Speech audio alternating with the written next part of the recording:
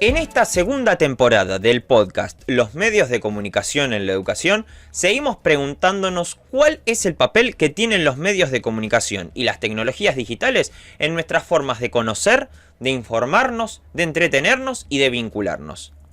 ¿Qué significa evitar las pantallas? ¿Qué narrativas se construyen en las redes? ¿Chequeamos la constante información que recibimos? ¿Quién gana la batalla por nuestra atención?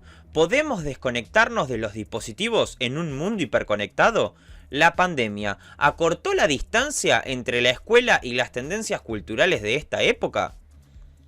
Les proponemos ser parte de esta conversación. Esto es Los medios de comunicación en la educación, un podcast de Fundación Noble.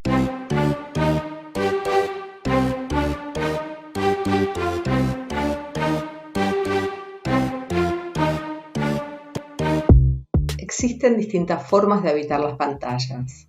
Una de ellas la protagonizan los influencers. Seguramente escuchaste hablar de ellos como personas que se destacan en el mundo digital y consiguen mantener a sus seguidores pegados a sus pantallas para estar al tanto de todo lo que hacen y comparten en sus perfiles. Escuchemos cómo uno de ellos se define. Hola, ¿qué tal? Mi nombre es Agustín Kroc, soy prácticamente ingeniero en alimentos, digo prácticamente porque aún no me recibí, actualmente estoy terminando mi tesis, mi proyecto final, pero como apasionado del sector desde hace 2 años me dedico a compartir y divulgar información sobre los alimentos que consumimos, la industria y sus procesos. Logré una comunidad de más de 24.000 seguidores en Instagram y hago videos, posteos y enseñando de una forma descontracturada, didáctica. Los temas de los que hablo son varios, obviamente enfocados en lo que es los alimentos, la industria alimenticia, pero van desde un proceso de elaboración de un producto hasta entender un poco mejor la materia prima, los ingredientes, los aditivos, también mucho de lo que es el rotulado, ¿sí? Para darle herramientas al consumidor para que aprenda a comprar, entienda y pueda elegir la mejor opción para su objetivo en particular. Porque hoy en día la oferta de productos es muy amplia y muchas veces el consumidor termina comprando cosas sin saber. Quizás ya conocías a Agustín Kroc o lo estás conociendo ahora. Él, al igual que otros influencers, es parte fundamental del ecosistema digital. Sin embargo, este fenómeno puede entenderse más allá de Internet, como un elemento central de nuestras vidas, solo que hoy se traslada a las plataformas y a las redes. De eso nos habla Omar Rincón, doctor en Ciencias Humanas y Sociales de la Universidad Nacional de Colombia. Omar Rincón se dedica a investigar temas vinculados a las culturas del entretenimiento, mediáticas, digitales y periodísticas, y por eso quisimos contar con su mirada sobre este tema. ¿Cómo analizar los fenómenos de los influencers? Yo creo que los influencers, para mí los influencers, devolviéndome, yo creo que antes teníamos líderes cognitivos o sujetos cognitivos o mediadores cognitivos de saber.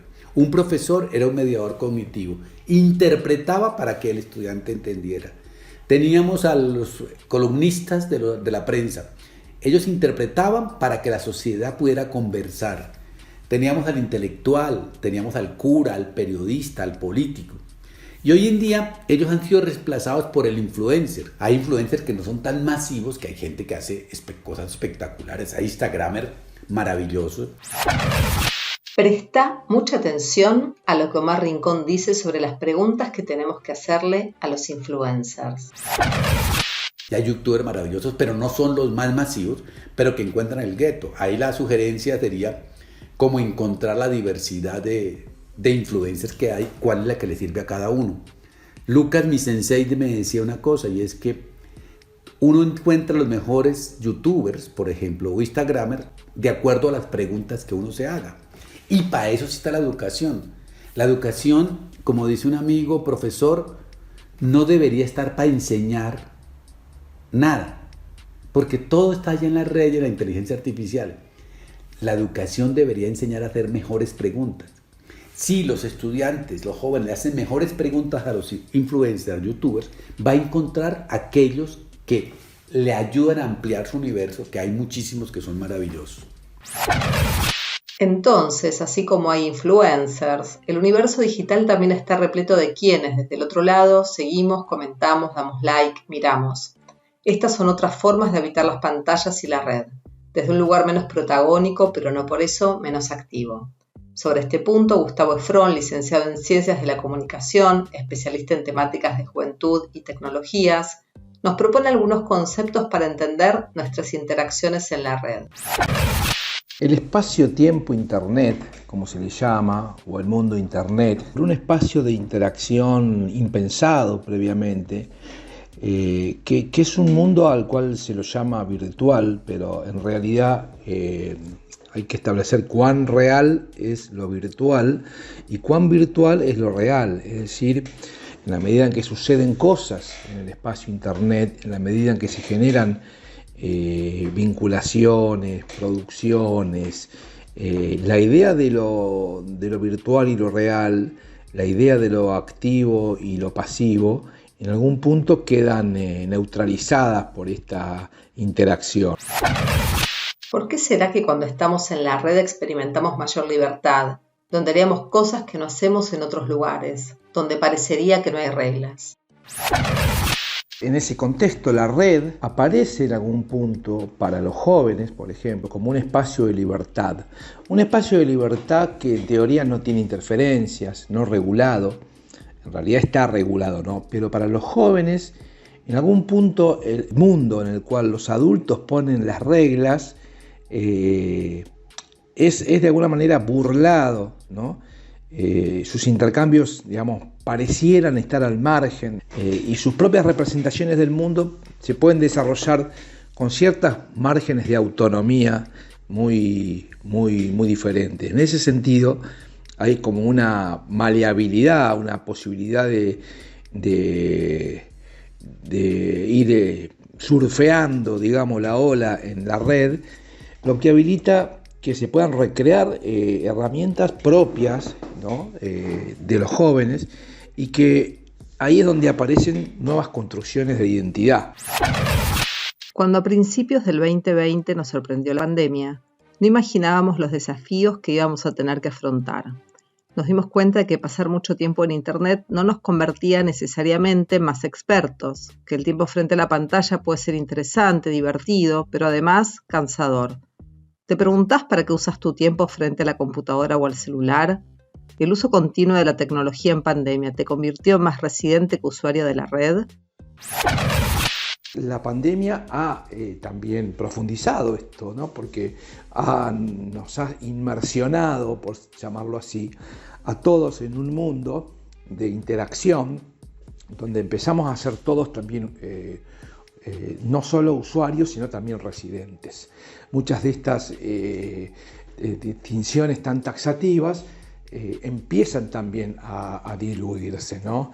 Y nuevamente también es muy dependiente del sector social, digamos, de la clase social y de las diferentes formas de acceso a las tecnologías, ¿no? Volvamos al inicio de este episodio cuando mencionábamos a los influencers. ¿Cómo crean y mantienen el vínculo con sus seguidores?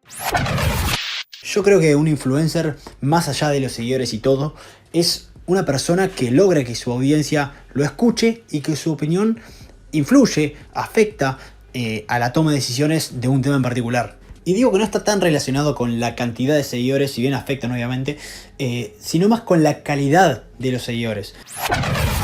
Pero en verdad, ¿cómo crean sus contenidos? ¿Cómo se da ese ida y vuelta con los seguidores?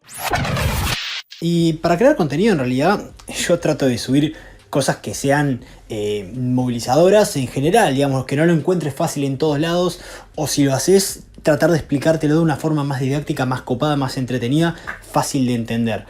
También trato de subir cosas que me interesen particularmente a mí, que a mí me hayan llamado la atención, o que haya dicho, che, qué copado esto, mirá, tengo que contárselo a la gente, o cosas que me pregunta mi audiencia, gente que me dice, che, esto me reinteresa, ¿qué onda? Y bueno, trato de investigar sobre el tema y hacer un video sobre eso. Eso es muy importante, escuchar a la audiencia. Podemos rescatar de esta experiencia de Agustín que, tal como afirma Omar Rincón, hoy la forma de narrar es la clave para entender la comunicación digital. Yo llego a la conclusión de que hoy la narrativa es el mensaje, que estamos en un ecosistema de medios donde el narrar es la fuerza de todo. Por eso estamos llenos de gente haciendo medios, pero sin narrativa y sin nada que decir. Cuando digo que la comunidad es el medio, es porque cuando creamos comunidad de sentido, cuando los que consumimos y producimos un medio, o un youtuber, o un programa de televisión o de radio, esa comunidad es lo que tiene sentido. Decíamos que la narrativa hoy ocupa un lugar central en la comunicación, pero también es cierto que sin comunidad no hay narrativa posible. Si no estás prestando atención, este es el momento de escuchar esta anécdota. Eso lo aprendí de una iglesia evangélica cuando una señora me dijo que ella no quería ser pastora porque sin feligreses no hay iglesia. Y es verdad, pues un curita o un pastor evangélico solo, el poder está en la audiencia, o sea, en la comunidad que se crea, que acompaña al curita o al pastor a hacer la misa o el ritual religioso. En el mundo digital lo mismo. Nosotros, los que constituimos la comunidad de audiencia, somos los que constituimos el medio. Por eso hoy no se necesita solamente que uno consuma a alguien, sino que siga consumiéndolo y se comunique con nosotros para armar la comunidad o de una serie de televisión o de un youtuber o de un medio o de un periodista o de un intelectual. No habría red sin comunidades que la sostengan y que le den sentido. Las nuevas generaciones no conocen un mundo sin Internet, sin conexión permanente. Más allá de las brechas digitales, sus identidades se moldearon en la cultura digital y sus modos de relacionarse con otros también. Los jóvenes en las pantallas van estableciendo múltiples conversaciones, siempre con esta idea de participar en algún punto de una comunidad imaginaria, como yo lo he dicho varias veces, ¿no? Es decir, se potencia en algún punto, y la pandemia se ha potenciado mucho más esta comunidad imaginaria, porque esto implica pensar que los jóvenes van construyendo su imaginario y lo van desarrollando permanentemente en el marco del entorno digital, con un conjunto, con un radio, con un alcance de amigos, de pares, digamos, con las cuales van adquiriendo una relación o una situación de potencial situación comunicativa que está latente permanentemente, con quienes se van estableciendo relaciones múltiples con un estado tácito de conexión permanente. Es decir, aunque el otro no esté ahí, el otro está, digamos. Si no está ahora, va a estar después, pero está. Y entonces esta idea tácita de conexión permanente va implicando una relación de respuesta constante, ¿no? que implica una interacción, una necesidad de que el otro esté del otro lado, que el otro existe del otro lado y en tanto el otro existe del otro lado, estoy yo de este lado. ¿Nunca te pasó que mandaste un ¿cómo estás? A algún amigo por WhatsApp y la respuesta te llegó recién al otro día? En el mundo digital, las conversaciones que mantenemos se caracterizan por ese hilo continuo que parece no tener principio ni final. Para comprender las relaciones que se tejen en la red, Gustavo Efron recurre a algunas metáforas que ayudan a comprender mejor este fenómeno. Yo he hablado en alguno de mis desarrollos teóricos de la idea de telaraña comunicacional y de cinta de Moebius, un poco para metaforizar ciertos procesos comunicacionales que se dan en los entornos hipermediales, y cuando hablamos de esto nos referimos a la confluencia de múltiples soportes, desde la red hasta las redes sociales, hasta los teléfonos celulares, hasta las computadoras, y todo ese circuito comunicacional que ahí aparece, donde hay ámbitos de pertenencia que tienen fronteras nunca definidas de manera taxativa, y que además siempre pueden ir cambiando y desplazándose. Y eso de algún punto genera una cierta fantasía o promesa de que algo nunca se termina, de ser algo ilimitado. En algún punto se crea como una especie de comunidad imaginaria que no tiene un ámbito tan claro de principio y de fin. ¿No? Se crea una comunidad de personas a las cuales yo estoy pensando que estoy llegando y todos creemos que estamos llegando. Nunca tenemos en claro hasta dónde llegamos y hasta dónde no llegamos. Ahí se producen porosidades, filtraciones, no hay una definición muy clara de los alcances y se produce una especie de enredamiento, porque estamos todo el tiempo de manera simultánea participando de múltiples comunidades y ámbitos, en cada uno de los cuales vamos asumiendo roles, modos de comportamientos que son diferentes y singulares. En algún punto los jóvenes son la vanguardia de este desarrollo comunicacional, son tal vez que los expresen de manera más patente, digamos, de manera más integral. Omar Rincón propone poner a las narrativas en el centro de la escena para entender qué pasa en la comunicación actual. Hoy, los medios y la cultura digital no se entienden por fuera de estas conversaciones en forma de relatos que se van construyendo. Los jóvenes se amoldan mejor a los tiempos que corren y se apropian rápidamente de herramientas que les permiten hacerse oír. Yo creo que hoy está demostrado que debemos recuperar esa capacidad expresiva que tienen los jóvenes desde sus dispositivos de expresión. Si a uno le gusta la música, ese es su dispositivo de expresión. Si alguien es bueno haciendo stories de Instagram, ahí puede contarnos lo que nosotros queremos saber que él dice. Si alguien es espectacular haciendo memes, desde ahí puede hacer un ensayo que nos sirva para la clase. Si alguien es fascinante haciendo TikToks, desde ahí puede expresarse. Es permitir a cada sujeto desde donde es absolutamente brillante comunicativamente. Casi que lo que la escuela, el colegio, la universidad, la educación debe hacer es que cada cual encuentre su lugar expresivo para participar de la producción de conocimiento colectivo y para adquirir lo que le aportamos los profesores, que es le aportamos un pensamiento crítico. Yo lo he dicho con una frase muy simple, y es que tenemos que establecer la educación hoy no como una persona que enseña y otra que aprende, sino como un diálogo intercultural entre Jurassic Park y The Walking Dead. Sí, escuchaste bien. Jurassic Park y The Walking Dead. ¿Qué significa eso? Nosotros, los adultos, los mayores, somos Jurassic Park. O sea, nosotros realmente nos miran los jóvenes, realmente hacemos agua, no somos muy buenos en eso. Y nos miran como jurásicos. Pero nosotros tenemos unos saberes, el saber moderno, el pensamiento crítico, el creer en los derechos humanos, en la democracia, el pertenecer a la importancia del conocimiento, unas cosas jurásicas. Y los jóvenes viven como hijos de Walking Dead, como zombies, o sea, muy conectados, muy cool, muy culture, muy en las redes, pero con poco pensamiento crítico, con poca pausa para reflexionar. Entonces, que si hacemos un diálogo intercultural de saberes, ellos nos enseñan a nosotros a ser un poquito más cool, a entender nuevas maneras de comunicar, de pensar, de narrar, y nosotros les enseñamos a ser críticos, a pensar en una expansión del conocimiento vía democracia, vía feminismos, vía nuevos marcos interpretativos de la sociedad. En definitiva, cada uno de nosotros descubrirá aquello que mejor sabe hacer. La experiencia le permitió a Agustín Kroc darse cuenta de cómo contar lo que le apasiona.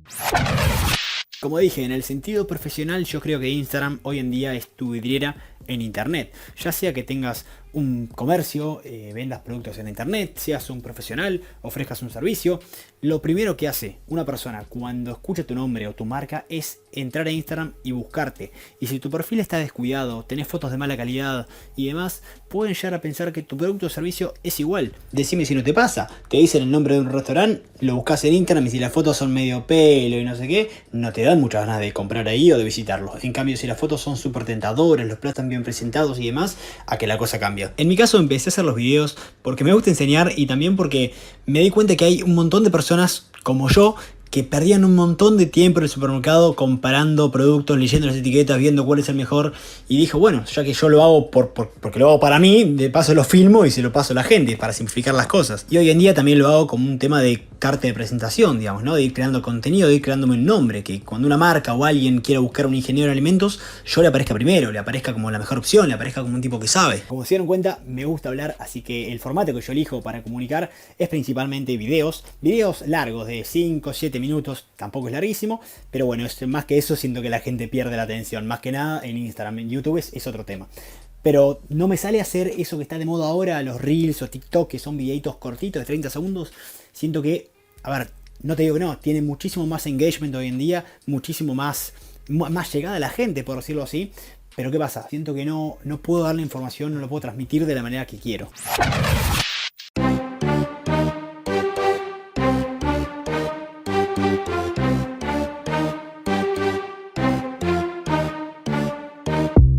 En este episodio exploramos la noción de habitar las pantallas a partir de la experiencia de un influencer y su comunidad.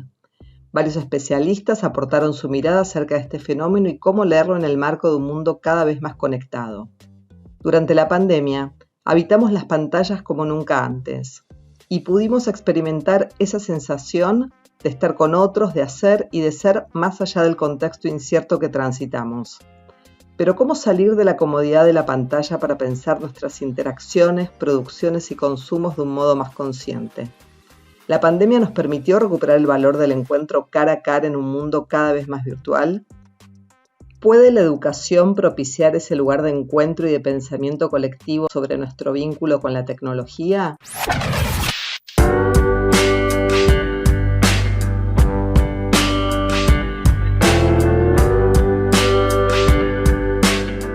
Nos hicimos preguntas, escuchamos distintas voces, aportamos conclusiones posibles y generamos nuevos debates. Esto fue Los medios de comunicación en la educación, un podcast de Fundación Noble.